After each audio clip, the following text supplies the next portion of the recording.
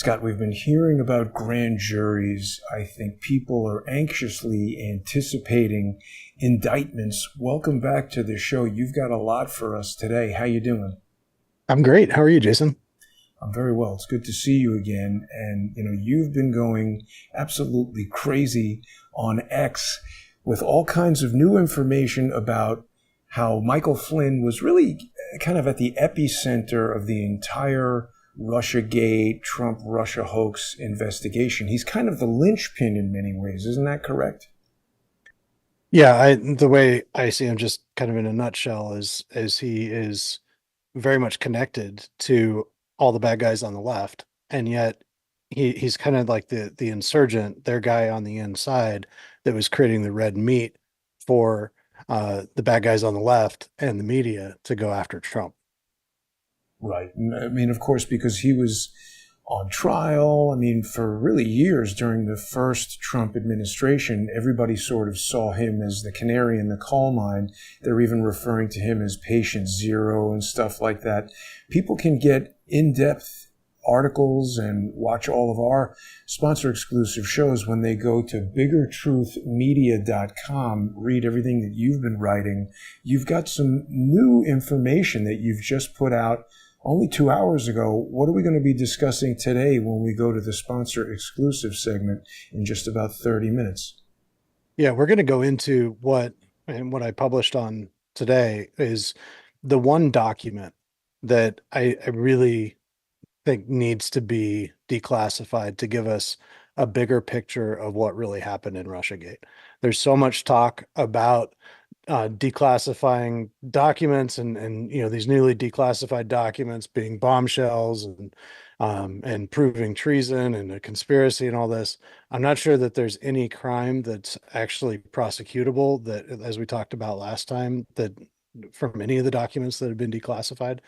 And I'm not suggesting that this would indicate a crime necessarily, but what it would do is give us a bigger picture of Flynn's involvement specifically. And this is a letter that the DIA wrote to Representatives Cummings and Chaffetz in April of 2017 that in response to their questions on the House Oversight Committee at the time. And while the letter has been declassified, long ago, several years ago, it is with major redactions. Excuse me. And so those redactions really, the whole meat of the letter is redacted. And at the end of it, there's a list of enclosures, which are documents that were attached to the letter, and all of those are still classified. In fact, we don't even know what the titles of at least 3 of those enclosures are, because they're redacted. And so this document right here, this, to me, this is the biggest aspect of Russiagate that has been completely ignored by the media on the right and the left. Unbelievable. I mean, they say, oh, we've declassified this, we've declassified that, but then we get these documents with all these white boxes all over them. We really have no idea what is in there, right? That's right. I mean, that's where all the meat is. It's almost a hoax to say it's declassified. Right. I mean, we do have an idea because they are the entire responses to questions about Flynn's foreign contacts and who they were and in what countries and all of that. And we know for a fact that a lot of it is Russia, because going back to 2013, he went to the GRU, which is like Russia's CIA, and he met directly. He was the first high-level intelligence community person to go to Moscow and actually go inside the GRU. He met with the head of the GRU and several other people, including Russian Ambassador Kislyak, who was the person that he created a whole lot of trouble for Trump with in November, December of 2016. Wow. And something that I have observed, Scott, just with all of these, I mean, look, before I started Crowdsource the Truth, I was never involved with this kind of intrigue and espionage and everything. For all we know, there could be factions within the Russian GRU who, let's say, don't like Putin and say, oh, sure, we'll team up with Flynn to frame Trump as a Russian asset or whatever it is they were trying to do. And then it becomes this like multi-layered onion of what is going on here with, they say, oh, we've heard even now with the New York Times saying that these latest revelations from Tulsi Gabbard are themselves Russian disinformation. So there still are tricks waiting to be sprung, don't you think? Oh, absolutely. In fact, this last weekend was this huge brouhaha over these these documents that were supposedly found in a burn bag in some secret room at the DOJ, and and it was an annex to the Durham report from the Durham investigation. And I don't, did you read that document, Jason? I scanned it. What I've been Yeah. doing with these documents is basically kind of OCRing. They always give it to Hmm. us not searchable. So I do a little Right. OCR and then search for relevant names and Sure. things that are people Absolutely. I'm most interested in. What Yep. piqued your And this interest is in the this document. document? Well, so the at its core, and this is what the media on the right is completely ignoring some absolutely crucial facts that the document makes clear. And that is that the source of all of this is an unnamed intelligence source from a foreign country. The consensus is that that is a Dutch intelligence source that actually hacked into the Russian hackers. And all of the documents that are being shared come from Russia, come from Russian intelligence. And that's something that is completely ignored by and unreported by Right. anyone on the right as they're reporting all of this stuff, just As breathless fact. about these Yeah. emails as if they're fact. The document itself says, and it goes into quite a bit of detail explaining why they believe that they were fabricated by the Russians, that these emails from an employee of the Open Society Sources, Open Society Foundation, these emails were attributed to him, but that most likely because there was no email. They actually, the FBI did they subpoenaed emails. They tried to find these actual emails to see if they were real. They did not find any emails like this, but what they did find is emails from other, like the Podesta emails that were turned Right. over to WikiLeaks. There were other emails written by other people in the FBI DOJ orbit that were much less meaningful, but had the same text, pieces of the same text. And so they Right. kind of played, cut and paste, cutting pieces of text from this email and from that email so that it was real sounding language because the Russians, English is their second language. And they created an email that sounded like it was legit. And that's what they used as the basis for these memos that they wrote. And these were supposedly internal Russian intelligence memos about what they were either, who knows if this is what they actually thought or if they actually knew that they were creating disinformation when they did this. And this is like what they wanted to spread here was, some sort of Russian disinformation. So all of the claims on the right about these mysterious, including that there were, that there was something nefarious about them being in a burn bag, or even that there's some Harry Potter like secret magic room at the DOJ that these were sitting in. None of it is credible. It's all just ridiculous. Cash Patel's And Hogwarts yes, over there. exactly. But hang on a second. Let's go over this again because you've just laid it out very well, but it's still extremely confusing. I agree with your assessment, but I just want to go through it again.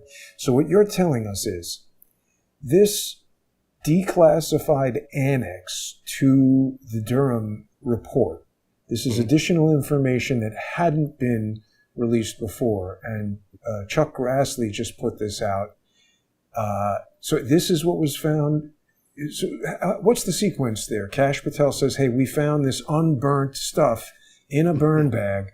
gives that to Grassley. Grassley releases it. Is that what they're saying? Yeah, yeah. And here's what's ridiculous about that. This was a digital document. This is something that was created on a computer. This is not like it was like written in triplicate and this is the Right, last burn it. surviving copy. Right, I mean, this is on a computer, on a hard drive, somewhere at the DOJ. But they claim that they only were able to find this paper copy that was in a burn bag. There's nothing nefarious about putting printed documents that they know are stored digitally and copied right. digitally into burn bags. Every department in the federal government does this very frequently. Shred There's nothing things nefarious so they about don't that have at loose all. copies flying Right. around. Right. But they put this out there like this is something that they were trying to destroy and hide in a secret room. It's just it's ridiculous.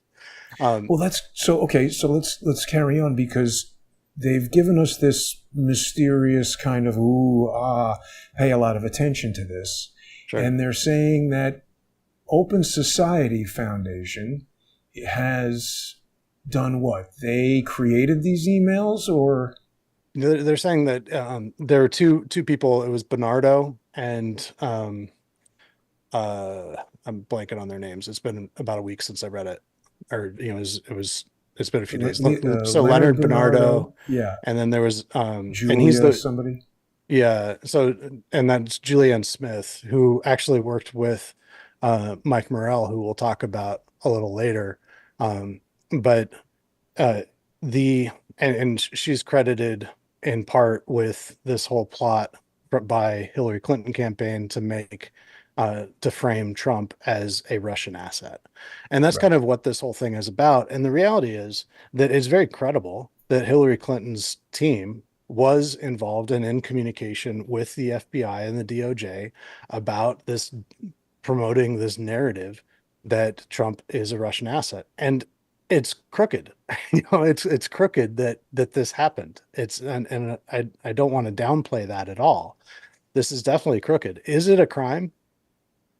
I don't know. I mean, it's you got a candidate conspiring with the FBI and the Department of Justice to spread disinformation about another candidate. That's pretty crooked. I mean, that's really bad.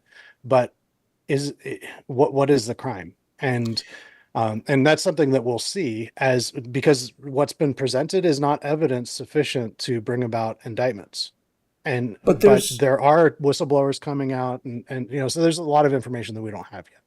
right, and there's something more kind of underlying this, and it goes to the whole. This is a composite of emails, and we've got the Open Society Foundation involved. There was a breach of security with emails stemming from Hillary Clinton's unsecured email server that she had at her house. Now, Mm. it strikes me that if the United States Secretary of State is doing all of her email communication literally from a Mac OS X server that some peewee IT guy who doesn't even know what bit level erasure is to the extent that he's going onto Reddit or 4chan and saying, hey, does anybody know how to bit level erase stuff to find this bleach bit software? What's that guy's name? Brian Yeah. Pagliano. She's Yeah. got this really unprofessional guy handling the server. It seems to me that that sort of information would get around in the world of espionage pretty quickly, and that Mhm. server would be attacked almost instantly. In fact, it almost suggests that Hillary Clinton wanted no security on the server so that she would have plausible deniability for passing classified information to people, and now this information is out.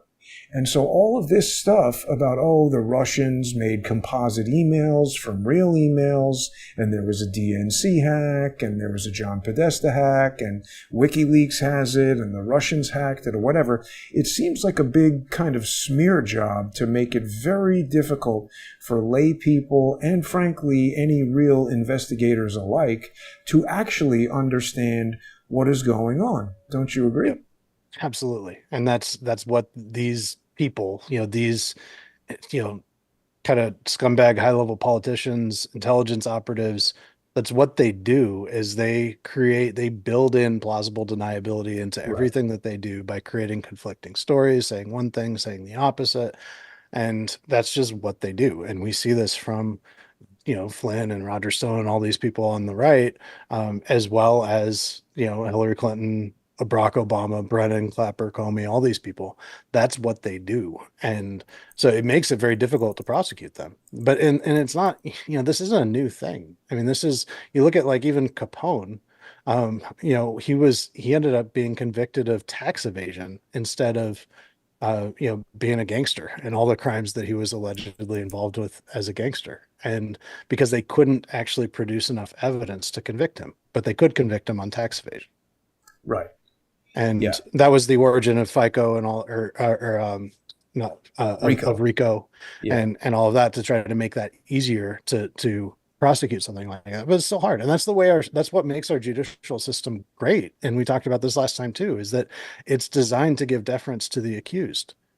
And I think that we all really want to live in a country with a Right. judicial system that's going to presume innocence until proven guilty. Because even with And that, you've right. experienced firsthand, as have I, in civil matters, not criminal like you were being exposed to, but false accusations that Mhm. even with all these protections, they can take it pretty far. Right. Right. Yep. And they will, and there is corruption, there will be. That's not something that's going to just go away. I mean, they're not going to just get rid of all the deep state and every corrupt judge is going to be kicked out. And there's so much utopian fantasy that's being presented on the right, like everything's going to be perfect, and it's never going to be that way. I mean, we're never Yeah. going to get rid of corruption. There's always going to be greed. There's always going to be that, and we have in all, through our multi-layered appellate system, we have it's not a great system, and you've seen a lot of that judicial kind of tyranny and corruption yourself. And there is a lot of that. There, it happens. That's not necessarily like a one-off thing that you're experiencing there in New York. I've seen similar stories elsewhere, but there is an appellate process that's at least designed to compensate for that and provide a remedy for that. I hope it works. I'm actually, I've got a couple things on appeal in the Second Circuit right now. Unfortunately, not my case that was adjudicated, and I use that word generously, by Mhm. this rogue villain, Valerie Caproni, who is very tightly connected to all of this stuff, in my opinion, based on evidence I've seen in the public domain, very connected to everything that we're talking about. So you've specifically identified this meeting or this communication between John Podesta, Mike Morrell, and Mike Flynn, right? We're going to get Mhm. into detail on that during the sponsor exclusive segment, which is going to come up right after this. And for people Right. who are not yet subscribed to you on Substack, they can go to biggertruthmedia.com and sign up there. They're going to get the sponsor exclusive video. People should also follow Scott on X at biggertruth. And you can follow me on X at JG_CSTT. Subscribers on X are going to get the sponsor exclusive content. People who subscribe on crowdsourcethetruth.substack.com or on subscribestar.com or patreon.com will also get that. Give us a little bit of insight, Scott, into what we're going to get into with that. Yeah, I posted on X last week. I found a Podesta uh, email from in back in 2017. I think there was a big drop of emails. Actually, I think it was 2016 to WikiLeaks from John Podesta. And John Podesta, of course, was one of the top people within the Hillary Clinton inner circle. And one of those emails was about arranging a meeting, an in-person meeting in July of 2015 between that included General Flynn, Mike Morrell, and John Podesta, and a couple others. So it was a small group. It was going to be 4 or 5 people. Now we don't have like actual documentation that this meeting actually happened, but they were planning it, and it sounded in the email like this was definitely something that all the parties were planning on doing. And so but and also there's no denial that the meeting actually happened that I've seen. So um it did happen in person. It probably wasn't something that they kept minutes and that could be FOIA'd. Right.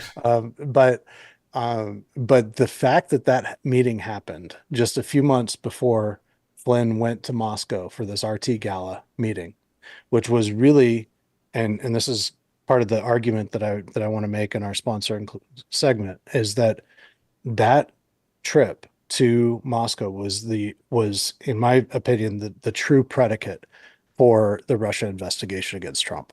When you say And predicate, though, I think you're using it differently than the FBI does. You mean that was the flashpoint? That was what set it off. that's They what planted that. mhm.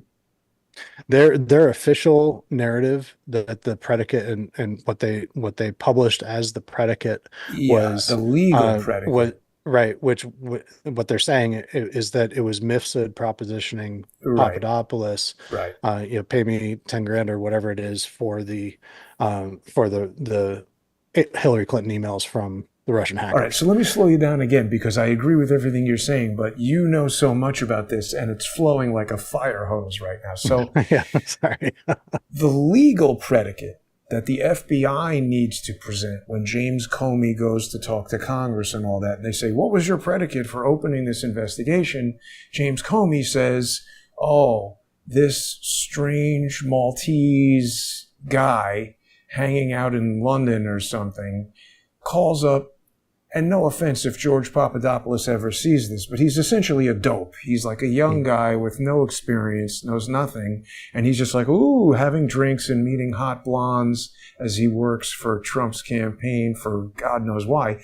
But they call him up and say, come meet with this guy Mifsud. Mifsud tells him something or other, and because he's in England, the British MI6 or GCHQ can say, ooh, we intercepted this communication, right, and because he's American and we're British, we can spy on him, and he's in England meeting with this guy who we suspect of being some Russian something or other, and we tell the FBI. And the FBI says, oh, this is a predicate to start investigating. But what you're alleging right now, and I agree with this, is that a plan was hatched whereby John Podesta said, hey, Flynn, go to this RT dinner in Russia, sit next to Putin, and we'll take a picture of you with Putin. So, right? Is this sort of right? That's, yeah. And not only that, but then after that dinner, then he would behave in extremely weird ways with the press that would incite further suspicion questions, around suspicion around the, and specifically that he was there on Trump's behalf, right? And that they were planting the seeds deliberately for what they're saying in this whole brouhaha this last weekend over these Durham annex. The bottom line message of that is that this was Hillary Clinton putting forward this idea and framing Trump as a Russian asset. But the fuel, the seeds, the fodder that they had for that was Flynn in Moscow at this, being paid by the Russian government to have dinner with next to Putin at a big event, and the suspicion that he was there on Trump's behalf. And Flynn created that. He helped to manufacture that. So this is all a very kind of lawfare, social engineering. This is the same kind of thing that George Webb and his affiliates tried to do to me. They get somebody close to the target. That somebody goes off and does something. And then they say, oh, look at what the target did. This is his person. And he did all this crazy stuff. So Flynn knows he's going to say, oh, I'm no longer friends with Obama. I'm going to spill the beans on Obama. Let me go work with Trump. Meanwhile, he's actually a double agent trying to double cross Trump. He goes to Russia, loosely interacts with Putin just by sitting there at a dinner next to him. Putin is drawn to this dinner because at that time he thinks the United States and Russia are sort of normalizing relations. We know that Putin wants trade and normalized relations with the United States, and towards that end we've got this media entity RT that's existing in the United States to present the Russian point of view. Nothing wrong with that in a legitimate United States. We want everybody to have the First Amendment, and just like BBC can have BBC America and have their studio on Fifth Avenue over there, Russia should be able to do that too if we're going to have open trade with them. So Putin wants that. He goes to the dinner to meet with this guy.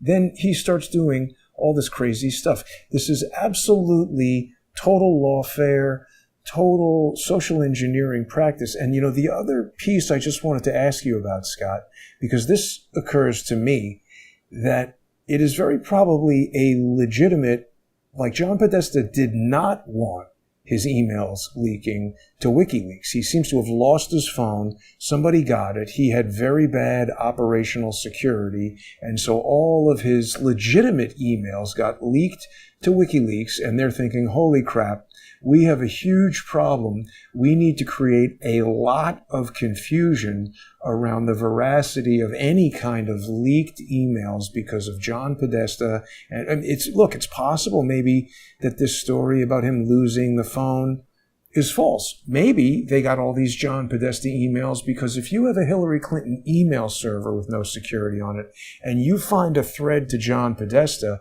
who knows what you could find by maybe John Podesta's password is in that Hillary Clinton email server somehow. Mm-hmm. Yep. Yeah. And the thing is that there's no doubt that Russia was actively engaged in producing not just misinformation but disinformation, false information, and promoting that within the United States. There's no doubt that they were doing that. Well, Did all it governments benefit? do that against Yeah. other, don't they? Right. Yeah. And I think Russia and China in particular, but Russia was absolutely doing that very aggressively in 2016. Did it help Trump more than Hillary Clinton? I don't think so. I mean, and we won't ever know. And Well, let me pause you here because we're going to make our way over to the sponsor exclusive segment now. We'll continue talking about that Russian disinformation, Chinese disinformation. I'm sure if you went to China and saw Iron Man, they'd say it's American disinformation. It's all got to do with just, the truth from any particular point of view, right? Anyway, we'll be back in just a few minutes. People are going to be able to join us. Stay with us, everybody. BiggerTruthMedia.com, crowdsourcethetruth.substack.com, subscribestar.com, patreon.com/crowdsourcethetruth. We're going to continue talking about this. Stay with us.